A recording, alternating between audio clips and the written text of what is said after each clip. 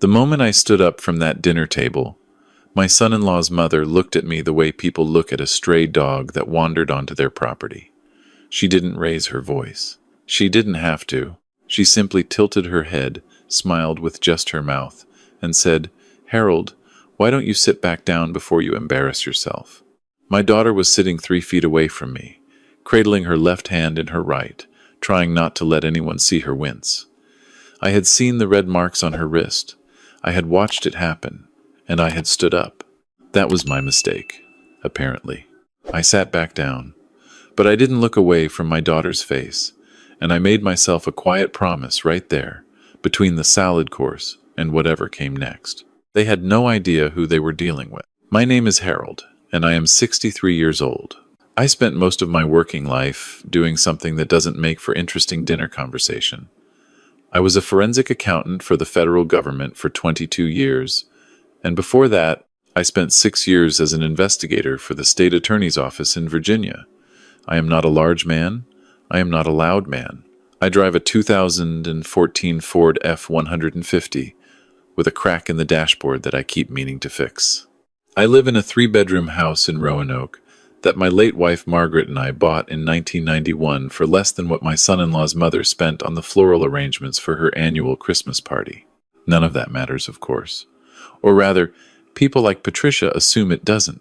My daughter Claire is 31 years old. She has her mother's eyes and her mother's stubbornness, and, God help her, her mother's tendency to see the best in people, long past the point where the evidence suggests otherwise. She met her husband Daniel at a conference in Washington 4 years ago.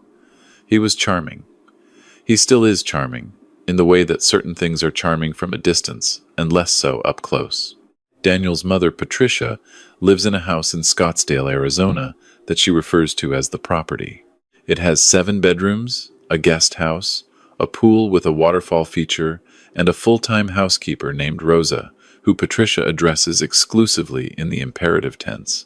Patricia's late husband built a commercial real estate company in the 90s that Patricia has since expanded into something considerably larger. She has the kind of money that makes people forget what money is actually for. Claire and Daniel married 2.5 years ago. Margaret had died the previous spring, ovarian cancer, 14 months from diagnosis to the end, and I walked Claire down the aisle alone, and I held it together the way fathers hold things together when they have absolutely no choice.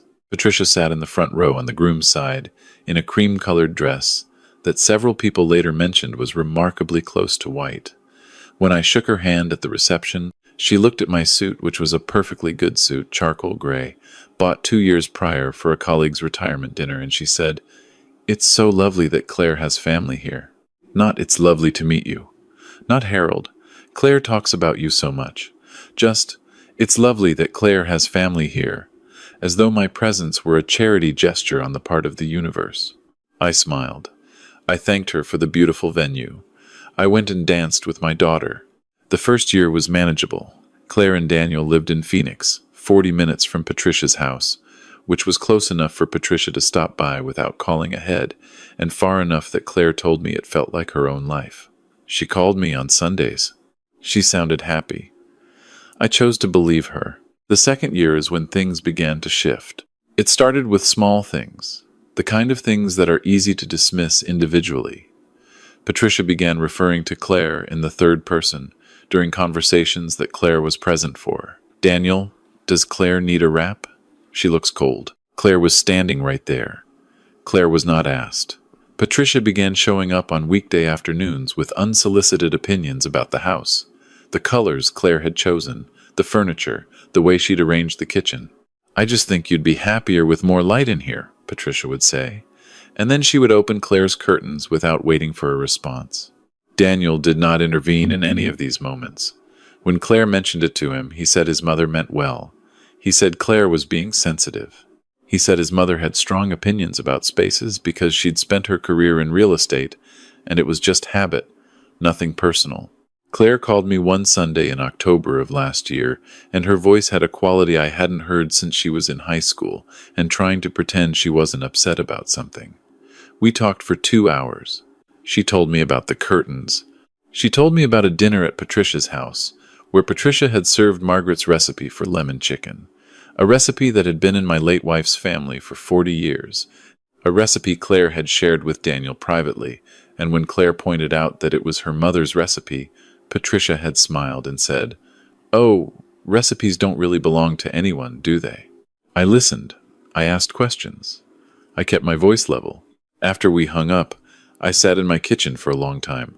In November, Claire told me she was pregnant. 12 weeks along, everything looking good. She was due in June. I cried in a way I hadn't cried since Margaret's funeral, the good kind of crying, the kind that comes from something expanding in your chest rather than collapsing. I drove to Phoenix the following weekend with a stuffed elephant Margaret had bought years ago, back when we'd first started hoping for grandchildren, back when she was still here to hope with me. Patricia, I later learned, had been told about the pregnancy at 8 weeks. She had been present at the 10-week ultrasound. She had already begun converting the guest house into what she called the nursery suite, a space at her own property for a child who would be living 40 minutes away with its own parents.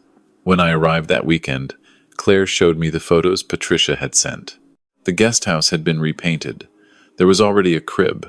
I placed the stuffed elephant on the shelf in Claire's actual nursery, in Claire's actual home, and I didn't say what I was thinking. Christmas that year was held at Patricia's property. This was not discussed or agreed upon. It was announced via a group text in late November with a detailed itinerary attached, arrival times, a dress code described as festive but elevated, a note at the bottom that said dietary restrictions should be submitted to Rosa in advance.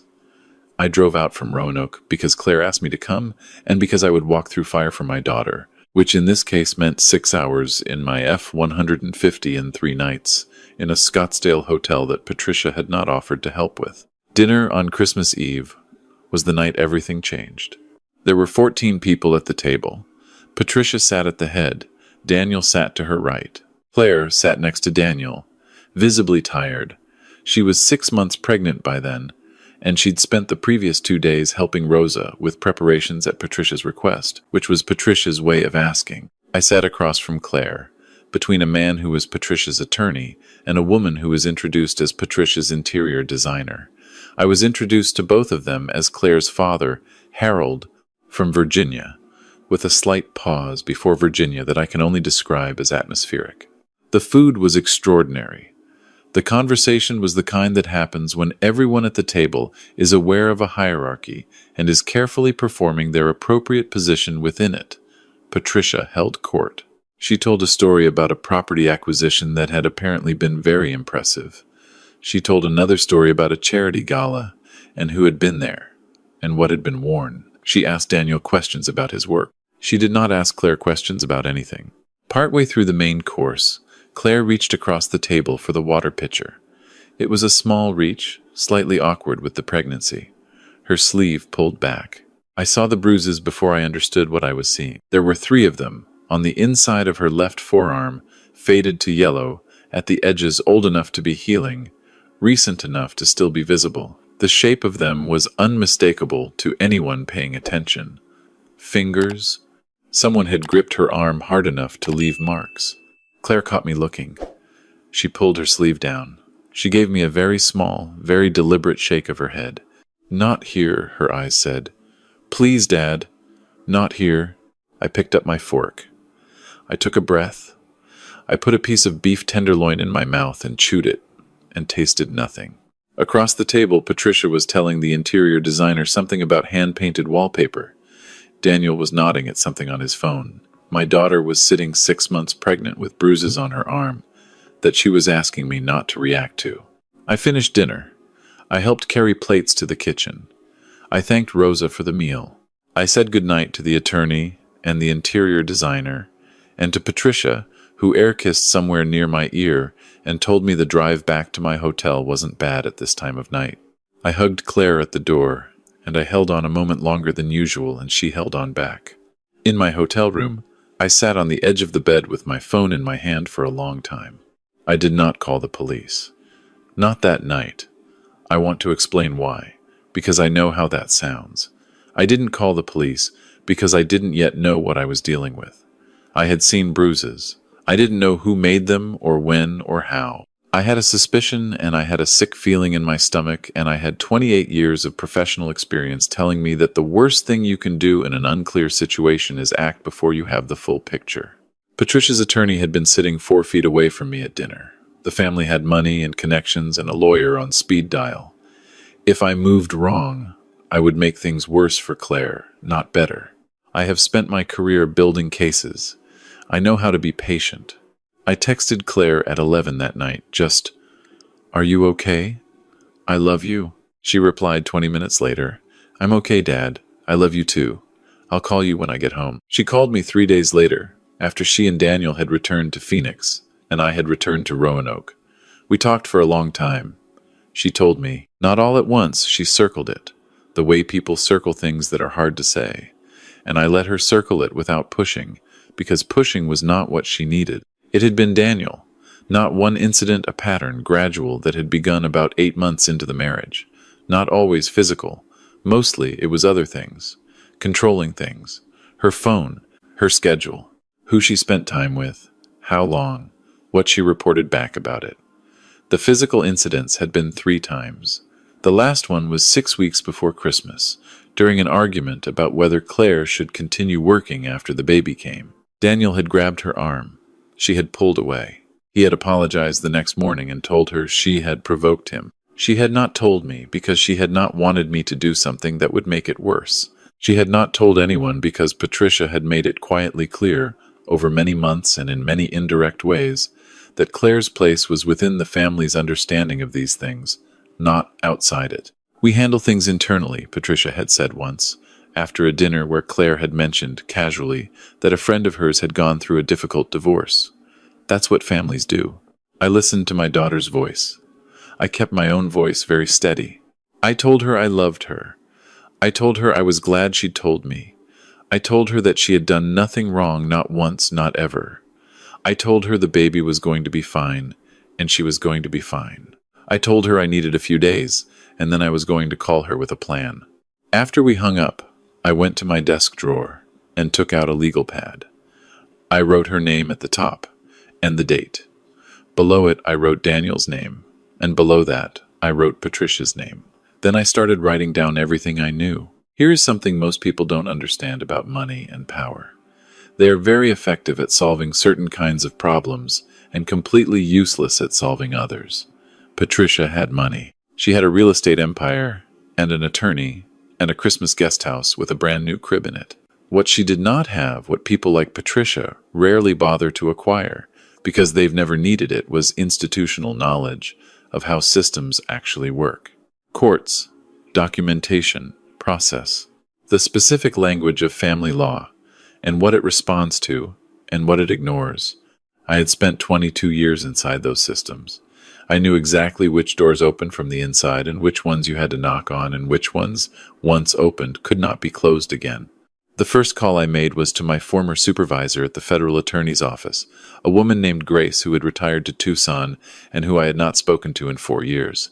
We talked for an hour. She gave me the name of a family law attorney in Phoenix she trusted completely, a woman named Susan who had handled high-asset divorce cases for 15 years and who, Grace said, had a particular skill for situations where one party had significantly more resources than the other. The second call I made was to a former colleague who now ran a private investigations firm in Dallas. His name is Bill. We had worked together on 3 federal cases in the 2000s. He is thorough and discreet, and he does not cut corners. I explained the situation. He said he could have someone in Phoenix within the week. The third call I made was to Claire. I told her I needed her to do a few things, and I needed her to trust me, and I needed her to keep our conversation between us for now. She was quiet for a moment. Then she said, "Okay." Over the following 6 weeks, I drove back to Phoenix twice. I told Claire I was coming to help with the nursery. This was true. I assembled a crib and painted a wall, a color called Morning Mist, and I had dinner with Claire and Daniel twice, both times at restaurants, that Claire suggested, in public places, where I could observe Daniel's behavior around my daughter, and where Daniel could not observe the things I was watching for. What I was watching for, the small controls, the way he ordered for her without asking, the way he angled his body when she spoke to other people, the way he checked her phone on the table casually, as though it were his own twice during the second dinner. The way he laughed slightly too hard at things she said, and slightly not at all at things other people said to her. Bill's associate in Phoenix, a quiet young woman named Andrea, who I never met in person, was documenting other things. The photographs from the Christmas visit that Claire had shared with me, photographs she had taken herself of her own arm at my request, with timestamps. A journal Claire had begun keeping, also at my request, specific dates and times and direct quotes. Financial records that Claire had access to as a joint account holder, and which revealed, among other things, that Daniel had been making cash withdrawals of $300 to $400 a week for the past 18 months that were categorized in his own records as miscellaneous. Bill called me in late January. He said there was something else I should know. Daniel had a record. It was not a criminal record. The case had been civil, not criminal, settled before it reached trial. 7 years before he met Claire, when he was living in Chicago, a former girlfriend had filed a restraining order against him. The case had been sealed. Bill said sealed doesn't mean gone. He said he knew someone who knew someone. He said the former girlfriend, whose name was Lisa, was now living in Denver. He asked if I wanted her contact information. I said yes. I called Lisa on a Tuesday evening.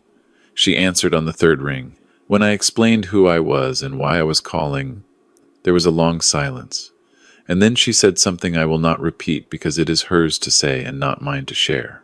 What I will say is that she spoke to me for 2 hours, and she gave me her permission to pass along everything she said to Susan, Claire's attorney, and she said she would be willing to put it in writing. Susan had been working with Claire directly since the beginning of February.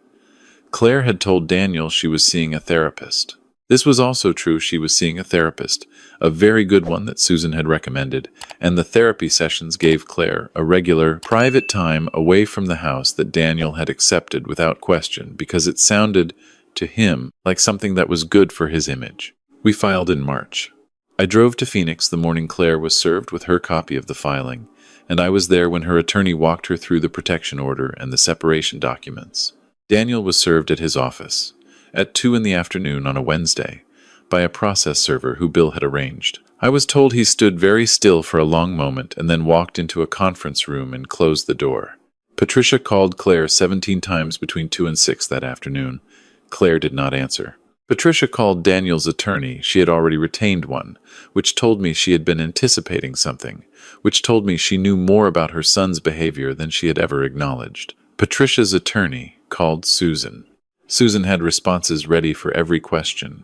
The following week, Patricia's attorney sent a letter suggesting that the filing was the result of outside influence on a vulnerable pregnant woman and that the family was prepared to contest the characterization of events aggressively. There was language in the letter about Claire's emotional state, about the stress of pregnancy, about how these situations were sometimes misunderstood by well-meaning family members who didn't have full context. The well-meaning family member without full context was, of course, me. Susan's response letter was 4 pages. I had reviewed a draft. It referenced the dated photographs.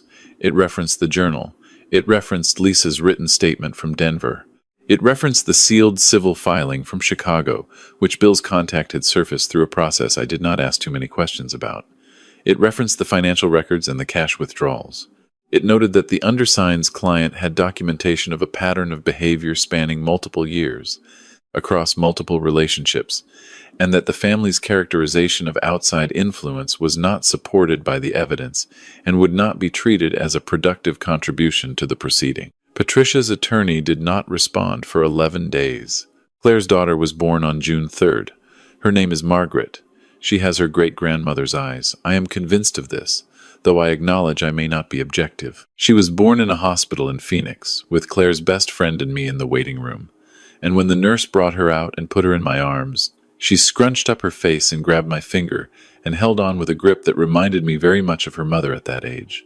Daniel was not at the hospital. Per the terms of the temporary protection order, he was not permitted to be. His attorney had requested a modification for the birth, citing the significance of the occasion. Susan had opposed it. The judge had sided with Susan. The divorce was finalized in October. Claire was awarded primary custody with supervised visitation for Daniel, subject to review. The financial settlement was handled by Susan with a specificity that I admired professionally. It accounted for the joint assets, Claire's contributions to the marriage during the period when Daniel had been controlling her access to their shared accounts, and a child support arrangement that reflected Daniel's actual income rather than the income he had initially represented. Patricia did not attend the final hearing. Her attorney was there. He shook Susan's hand afterward with the expression of a man who had been told to do so and was following instructions. Daniel's attorney told Susan afterward in the hallway that his client was surprised by the outcome. Susan relayed this to me with the neutral tone of someone describing the weather. I drove home to Roanoke in November.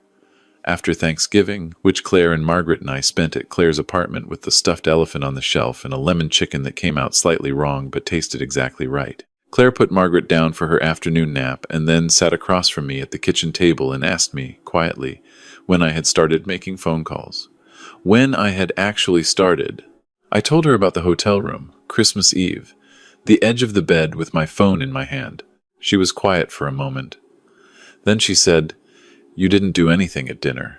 I said no. She said, "You just sat there." I said yes. She looked at me for a long time. I know that look. It is the same look her mother used to give me when she was trying to figure out whether to be frustrated with me or relieved. A look that lands somewhere between the two. "I thought," she said slowly, "that you hadn't noticed." I told her I had noticed everything. I told her about the legal pad, about Grace and Bill and Andrea and Lisa in Denver, about the 4 months of documentation, about Susan's 4-page letter and what it had contained, and why that letter had been possible only because we had taken the time to build something that couldn't be easily dismissed. She was quiet for a long time after that. Outside, the November sky was going gray, and Margaret was making small sounds through the baby monitor, and the lemon chicken smell was still warm in the apartment. Then she said, "Mom would have done the same thing." I said, "Your mother would have been faster." Claire laughed. It was the realest sound I had heard in a long time. Here is what I want to say to anyone listening to this who is in the middle of something they don't know how to name yet. I want to say it plainly, because I think plainly is the only way it lands. If you are watching someone you love be diminished slowly, quietly, in the kind of ways that are easy to explain away, and hard to prove, and impossible to see all at once, do not make the mistake of confusing patience with inaction. Patience is a strategy. Patience is how you build something that holds. The loudest thing I ever did for my daughter was sit down at that dinner table and pick up my fork and say nothing. Because I was already on my phone that night. I was already making lists.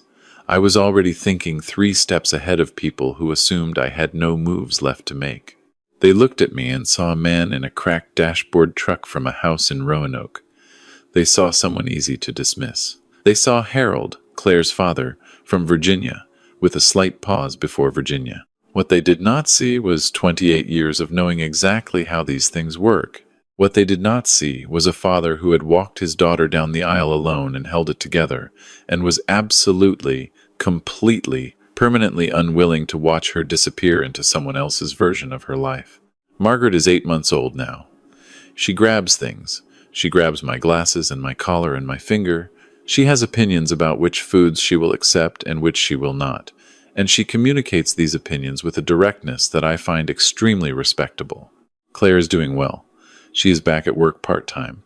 She has a good therapist and a good attorney and a good friend who comes over on Thursday nights and stays too late and makes Claire laugh in the way that matters.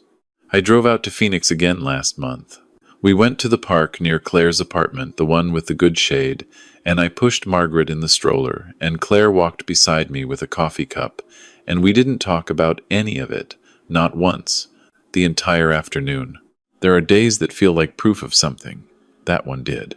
I drove home the next morning with the window down and the radio on and the crack in the dashboard catching the light just the same as always. I have been meaning to fix that crack for years. I think I will leave it a little longer. Some things don't need to be fixed.